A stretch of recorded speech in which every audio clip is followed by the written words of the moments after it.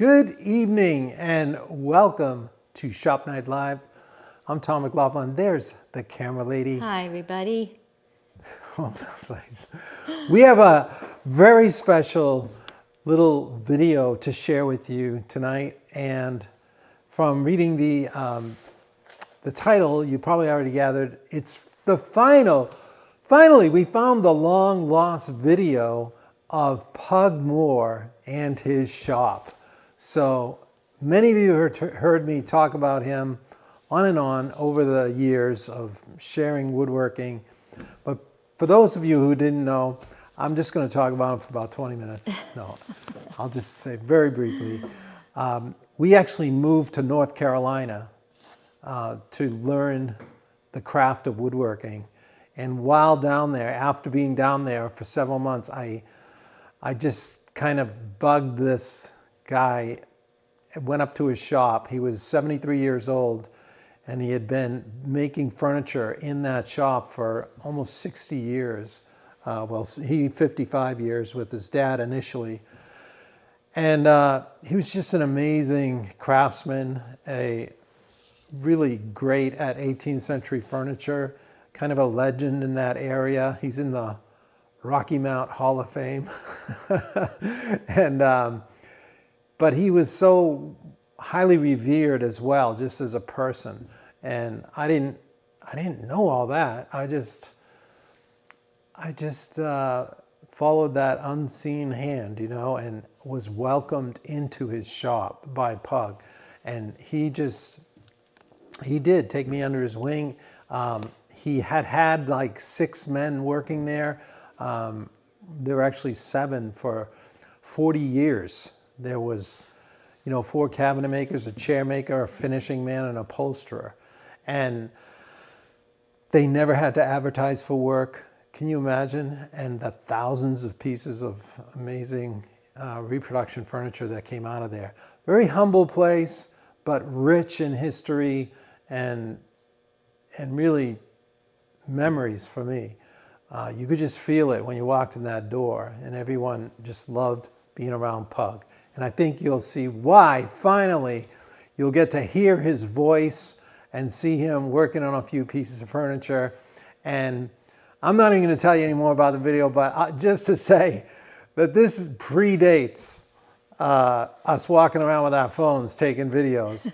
I had a shoulder-held VHS camcorder. You remember the big ones? Not the little ones we get, the big ones that would go on your shoulder. And that was a gift for our wedding, and it was wonderful. We loved using it.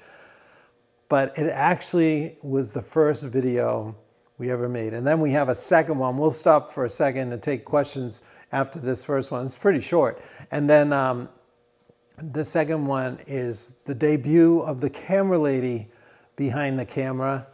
And we had no idea where all this was going when this was videoed 35 years ago. Crazy. Can you believe it? Crazy. And how it did shape what we've become and how we've enjoyed sharing our lives with you. This is his house where he lives up there, and this is a building they built later on. And then all these buildings here have been added on through the years. Through 55 years, he's lived in this one location. And down in back here is the cabinet shop. And that's where we're going to take you today, on the old Yankee workshop.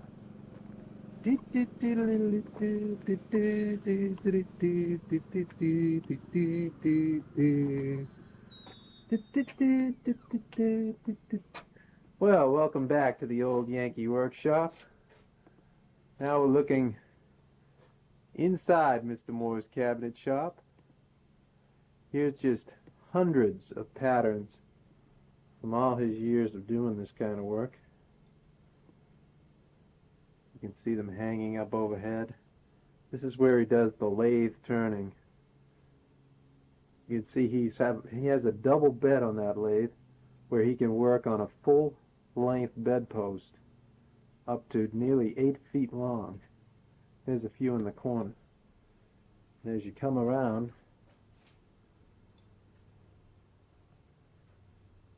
You can see even more patterns over there on the wall. Take you in there for a second.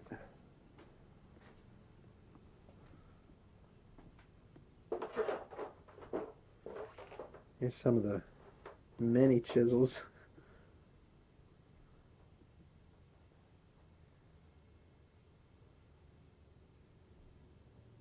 These are all various chair pattern backs and legs for tables and all kinds of tables and chairs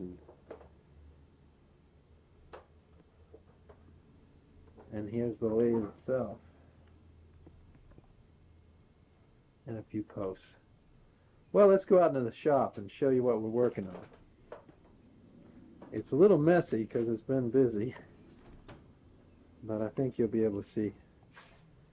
This is a table that a chair that I just slipped in today and repaired the leg on. You can see we did a complete replacement because it had broken out right at that joint in the middle there.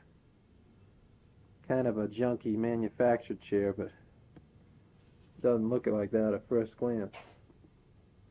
This is what Mr. Moore's been working on now, between chairs. Look at that ball and claw. All hand carved.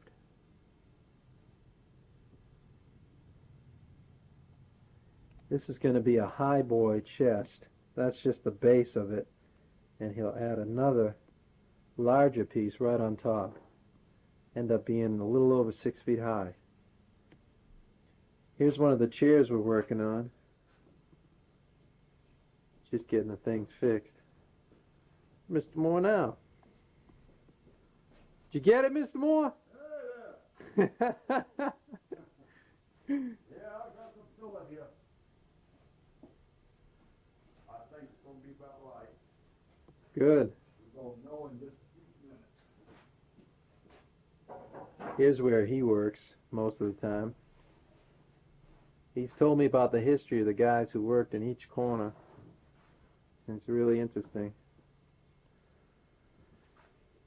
And then over just beyond the wood stove is the corner I've been working in. And it's messy too. We're not putting on any airs for this video presentation. This is the chair that we've been reproducing. It's an old Eastern North Carolina Chippendale style chair.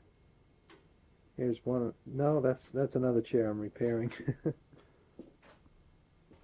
Here they are overhead. They've got the first part of the finish on them. They've got a little ways to go, but we're getting there. Here's one of the armchairs. How you like that? That color? Let's check out that color. I think it's beautiful. What do you think? I think it's good looking. Really is.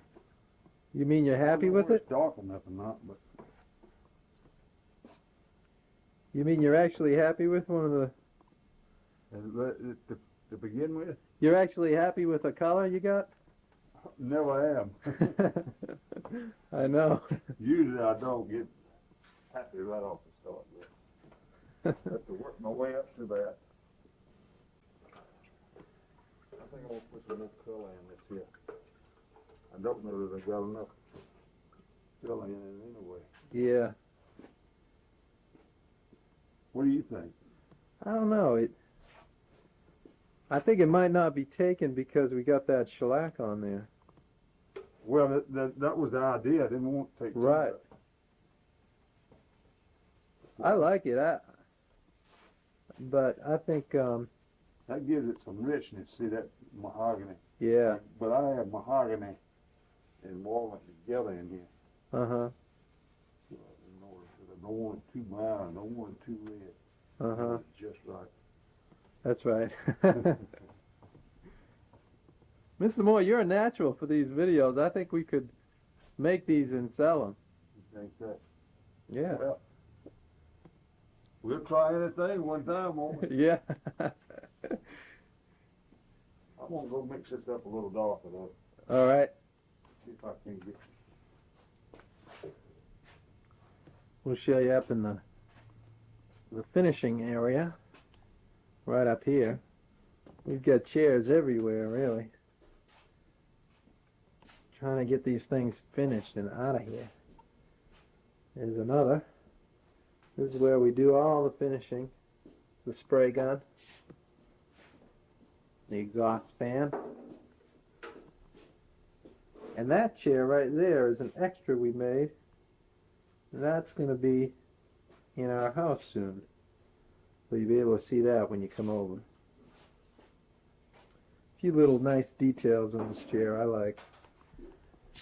There's a carved beading there on the back, a nicely shaped top. And we left this tenon right there, we left it out a little. We've got all these mortise and tenons are pegged. You see in the back how nicely shaped that is. That takes a lot of work, but I think it's worth it. This is the scientific measuring we go through to get our colors just right. Isn't that right, Mr. Moore? Yeah, that's right. I don't know what to say, but that's right. I say you're doing a scientific measurement there. Getting it just exactly accurate for this color. I'm trying to get the right color on that, but you know, it's a kind of a hit and miss thing, and you have to. All wood is different, and so you have to treat it different and try to get the color just right for the customer that you're working with. That's right. To go in the room with the furniture they already have. Right. Usually what you're working with, you know, somebody that already got furniture. So you can remember what she's got in her house, is that right? Well, sometimes you think you can, but you don't always do it. Yeah. You know, that's the reason I like to have something out of that room to go by. Uh-huh. But I might just call her. But if I don't get it dark enough now, I can put a little color in my shellac. Oh, yeah. And bring it out a little stronger, a little deeper color, a little darker color. Mm-hmm. We'll get that, Tom. Don't worry about that. I have no doubts. You know that. We're going to get that somehow. That's right. All right, I'm going to take one of these chairs outside just to be sure you get the full effect of the color of it and the beauty of this grain. I think I'll take this armchair. See if I can get it outside without banging it up too bad.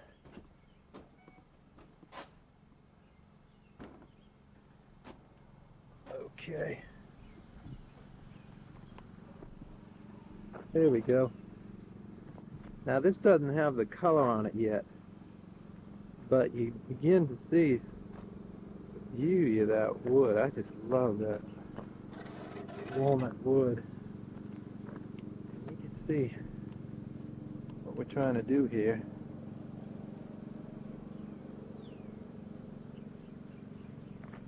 Better.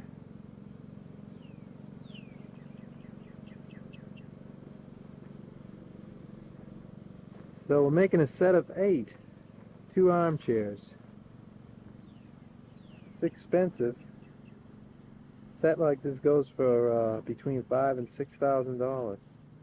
We've got the chair seats being upholstered right now. It's a slip seat that slips right into that recessed groove there. But I think that gives you enough of an idea. This is the backyard of Mr. Moore's place.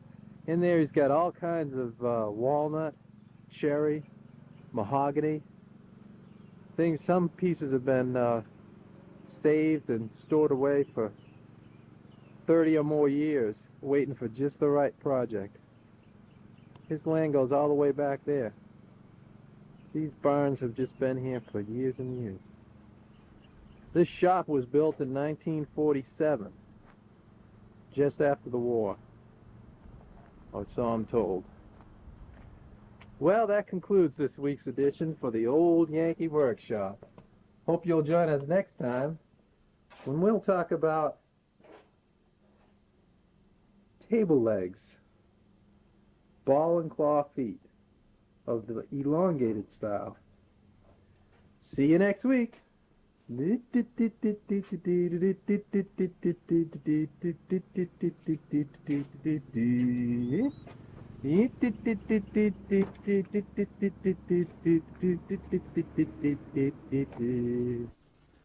welcome back to the Old Yankee Workshop. Mr. Moore doesn't like that name. He wants to... I don't like the Yankee. It's all right as long as you keep it in the South. That's right.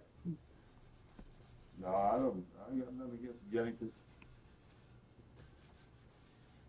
How those chairs coming, Mr. Moore? Well, these chairs are coming great. I'm telling you, we've been looking forward to this day a long time. That's right. And I'm telling you, a couple more days, you're going to finish them right out. Mm-hmm. Well, we want to show you a couple chairs with the filler on them, so they have a little more color on them.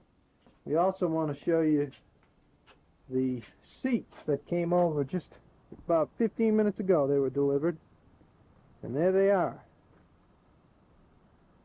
This is a sample of each of the chairs as you saw earlier. This gives you an idea of what the finish look. Now that's not the finished fabric.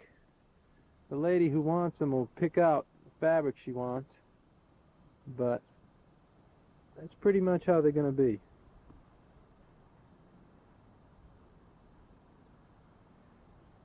They still need 2 coats of finish. They get 1 more coat of shellac and then 1 of a lacquer.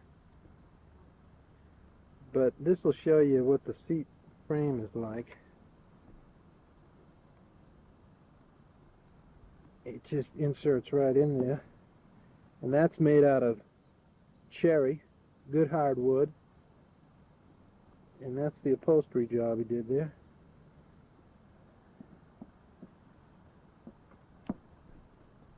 Now, isn't that pretty? I love that walnut.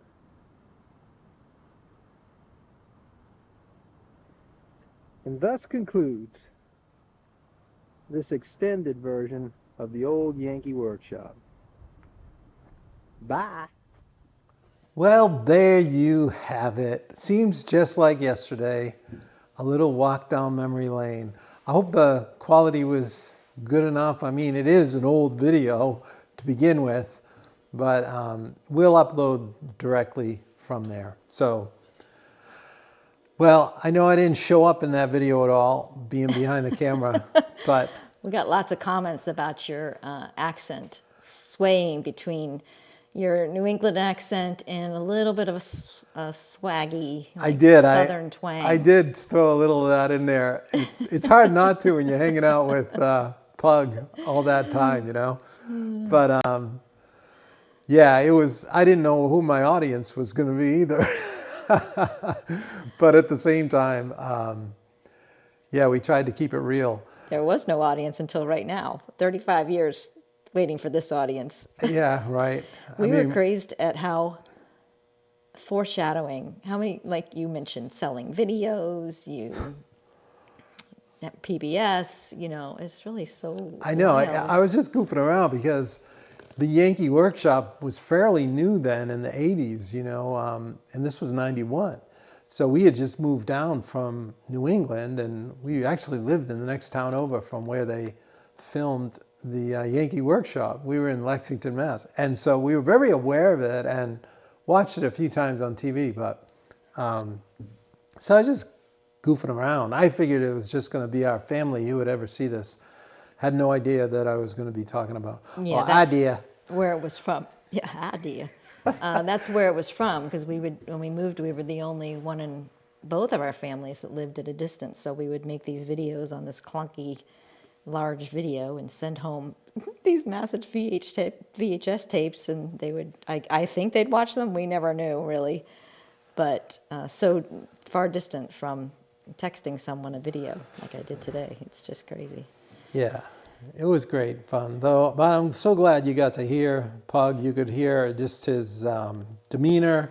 He was just a Yeah. wonderful guy. Such a rich wealth of information, as you all know, with furniture, 18th century furniture. I'm just so grateful the way he blessed me with so many experiences, but then he gave me a lot of his books, as you know, from some of the Shop Night Live episodes, and also tons of patterns. And I mean, I only have a fraction on the wall, so obviously they're more sentimental. I don't use them directly, but it's really interesting to see some of his old books, how they refer to those patterns, which I have, so like easily 50, 60 years old, it's just crazy. I'm getting some questions. You ready to Yeah, sure. field them? Yeah. So Chris was mentioning earlier that when you said there were 6 guys that worked for him, and you did get quite a bit of the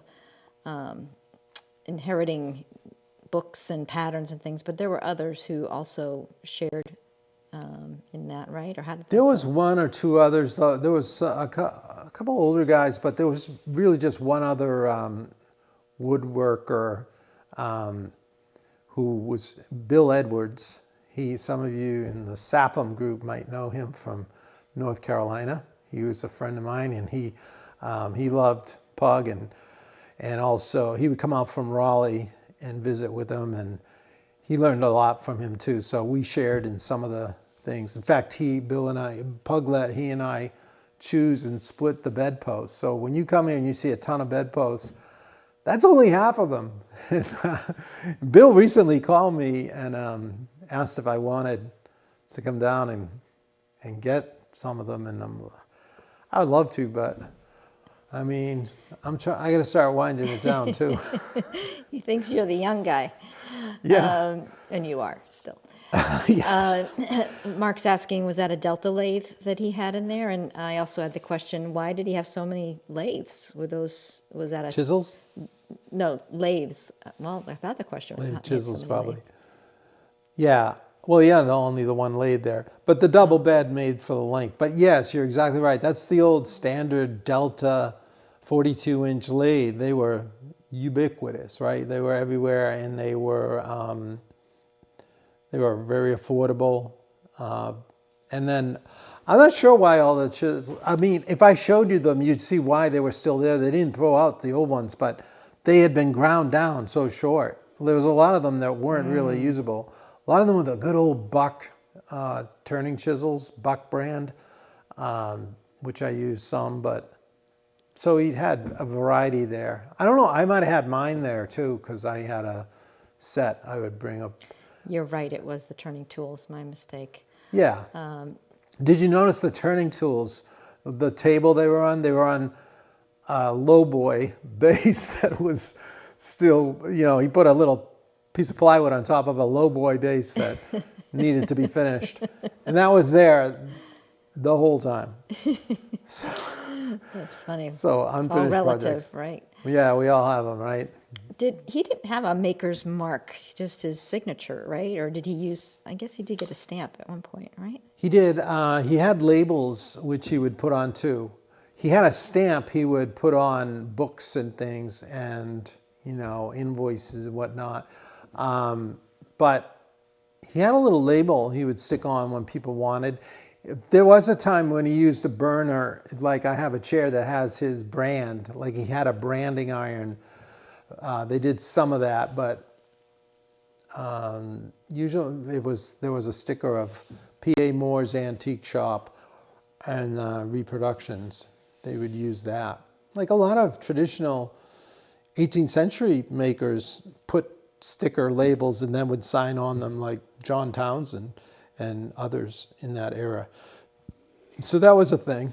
How many square feet would you say that shop was? Oh my gosh, it wasn't that big. I mean, it was kind of sprawling though, because we didn't even go beyond that room. It goes all the way up and connects basically the house almost. But there was He had a showroom or something, right? the main square of the shop.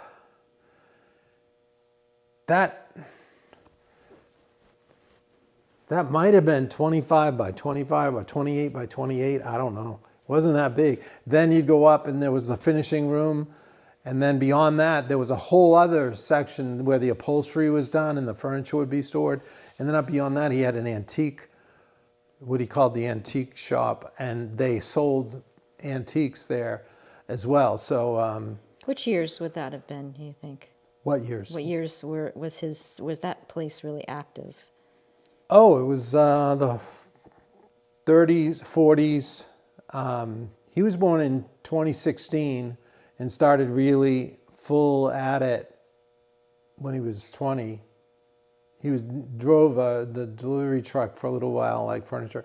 So yeah, so it would have been late 30s. He really got into it. He got married, had kids. He was up in Virginia, actually. He worked on ships during the war, like did some work up in Virginia during World War II. And then they came back and they built the shop. So, but yeah, it was the heyday from the 40s, late 40s, all the way up till through the 80s. I mean, and then he had to send everybody home. He tried to retire, but like in the early 80s, mid 80s. And so he did. Everyone was gone except for one guy, Billy Frazier, who was a deaf mute. He didn't show up in that video. I know I got him in another video at one time, but maybe that's another clip we'll have to find. But that's probably the best video I got of that. Yeah, and Mr. Moore was inducted into some Hall of Fame in North Carolina. Was it a furniture thing or? No, that was the Rocky Mountain I mentioned Rocky Mountain, earlier. okay. Yeah, so the Rocky Mountain. There's a bunch of people. I mean, it's nothing huge, but it's pretty cool. Got recognized for that. But he was really well known throughout the Raleigh-Durham area and all over the state. He did things for the governor, some really nice jobs. But he was just prolific. They made a lot of 18th century furniture, and he was always trying. You could see just the way he handled the finish. He was always like trying to get it just right, but at the same time, he got it out, he could get it out the door too. Do you know where his dad learned his craft? From another guy in the area, but he didn't, he kind of started it. He also did upholstery. His father was really into buying and selling fabrics too. They had to be really creative during the Depression. He would tell me stories like he's growing up in the Depression. And having to, change the cardboard insoles they would put in their shoes that had holes in the soles. They would just cut out cardboard and slide it in before putting them on. I mean, stuff like that. But his father repaired baby carriages. Like all the ladies had baby carriages. So that's what he did to get through the war, the Depression. And then he got in, so that turned into fabrics and furniture, and he connected with other makers, and then he got some guys in who were really good. And Pug was still fairly young then, and then it started to take Amazing. off. But he was better. Pug was probably, more of a true craftsman than his dad was even. Yeah. Do you know what the finish was that you put on the walnut chair? Yeah, that was interesting because I had forgotten, like we put a sealer of shellac, and then he was putting on a paste wood filler, which we've done before here, but that was made by, I don't think there exists anymore, Star Finishing company. It was an oil-based filler, so it was similar to the Mohawk glazing stain in terms of the way it would add color. He was using it almost more like a glazing stain when I think back to it. We were filling the grain, but that grain, you could see it wasn't, when it's like that walnut, it wasn't that open of a grain to begin with. But, I've got, this is that chair I said.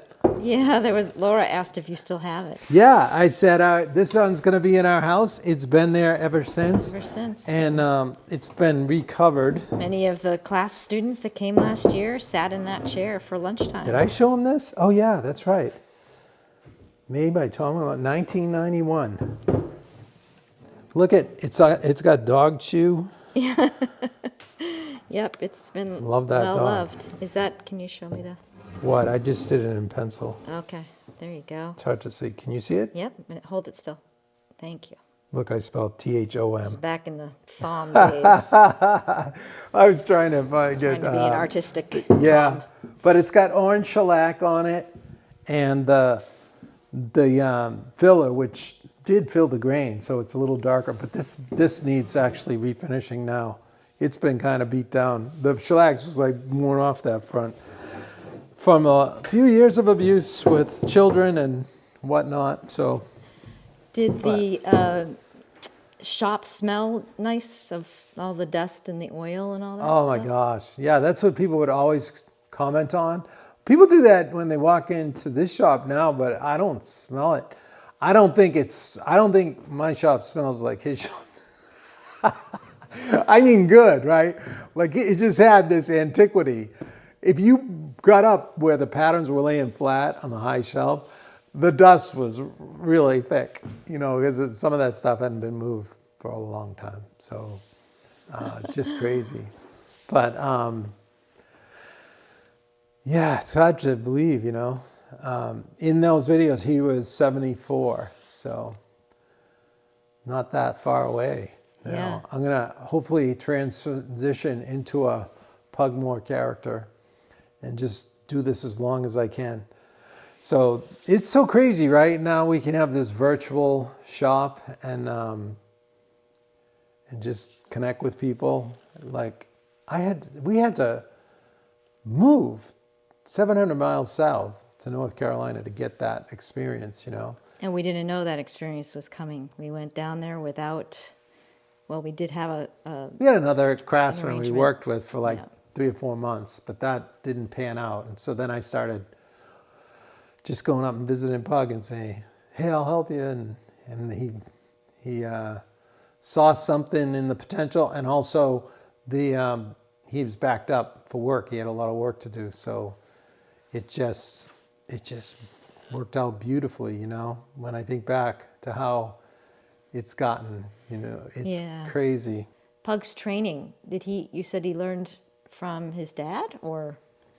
Yeah, some from his dad, and then a couple other craftsmen who they hired had skills but he just picked it up like from all over and studying real antiques because they had an antique shop as well. They used the antique shop as the laboratory to study, get patterns from the best pieces that were coming through there. So they were connected to an antique dealer in Baltimore, and he would come down very frequently and unload the truck right on that lawn where the chairs were, all spread out. And then they would walk through and they would just pick out what they wanted. And then some things would go in the shop right away to get patterns made from them, and then up into the antique shop to sell before. And then he had a wealth of knowledge. He was very academic when it came to studying 18th century furniture. That's why he had a lot of the classic books, and they were well worn. Like he made a lot of those pieces. So, and he could do it from eye because he had handled and made patterns from many of the real chairs. Like this chair was made directly from an original, like 200-year-old chair. We just got it right from that. Right, that was at Hope Plantation, actually. And a couple that lived in that area really liked those chairs, so we made the set right from copying the original. We have a 3 or 4 minute video of Hope Plantation of a day when Tom was asked to demonstrate at a arts and crafts fair kind of thing. And There he is, getting set up. Ceilings are very low here.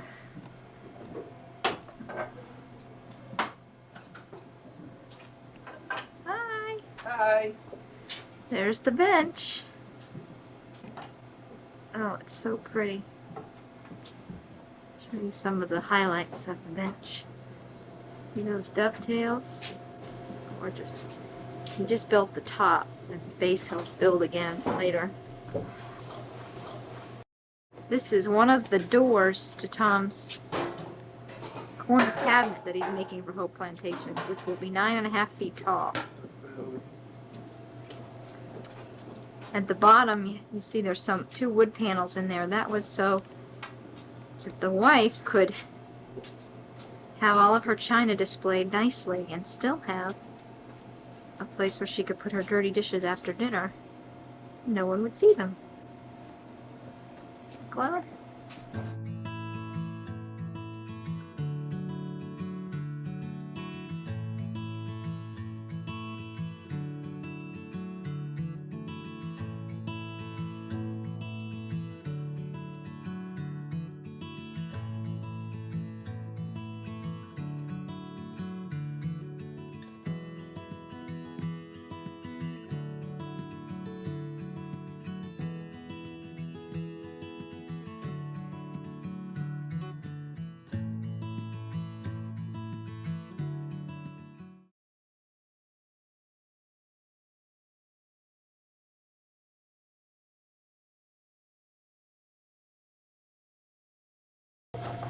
Here's the master. Isn't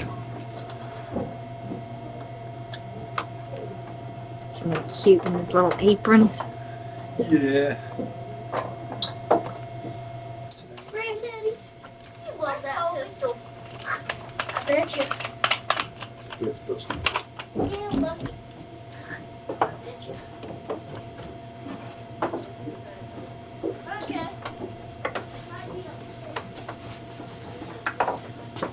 That other clamp was slipping a little bit.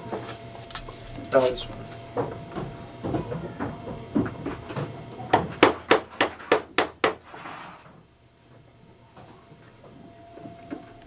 You like this part, Tom? No. This is the hard work part. Sounds like it.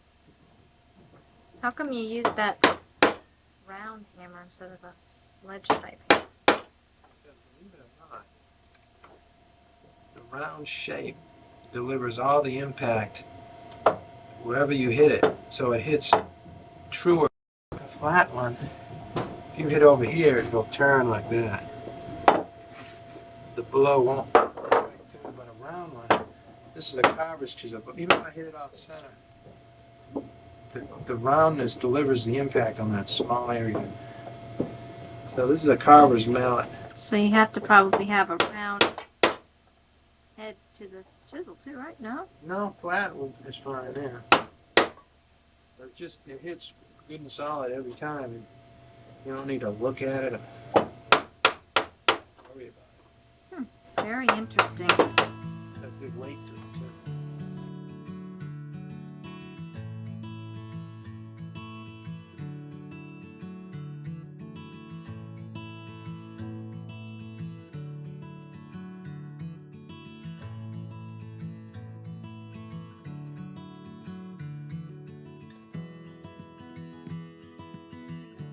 There you had the debut of the camera lady behind the camera, asking questions.